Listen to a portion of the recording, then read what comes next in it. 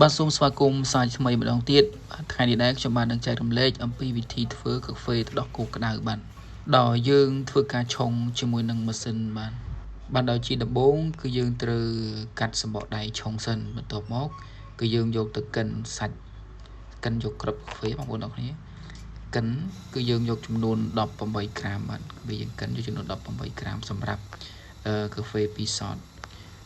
ហើយនៅពេលដែលយើងកិនរួចហើយក៏យើងយកទៅថ្លឹងមើលផងដែរបាទថាវាគ្រប់ចំនួនហើយនៅអញ្ចឹងចំនួន18ក្រាមឬក៏យើងអាចលើសពីនឹងតិចតួចគឺអូខេអាហ្នឹងយើងអត់អីទេអញ្ចឹងក៏យើងធ្វើការសង្កត់នឹងវិល3ជុំមកយើងសង្កត់វាបងប្អូនបាទតើតើនឹងការសង្កត់បងប្អូនសង្កត់មកល្មមកុំឲ្យខ្លាំងពេកកុំឲ្យតិចពេកដែរបើមិនយើងសង្កត់តិចពេកក៏លំហូរចេញទឹកមកលឿនមិនសង្កត់ខ្លាំងពេកអាចកាហ្វេយើងវារីងឈាមអញ្ចឹងបងប្អូនទាំងអស់គ្នា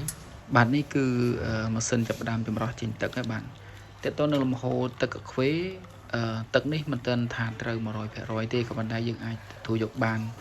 ពីព្រោះថាទឹកកាហ្វេដែលត្រឹមត្រូវអាចជា smooth ជាងនេះបន្តិចទៀតហើយវាមាន cream ជាងនេះបាទហើយនេះគឺជាប្រភេទ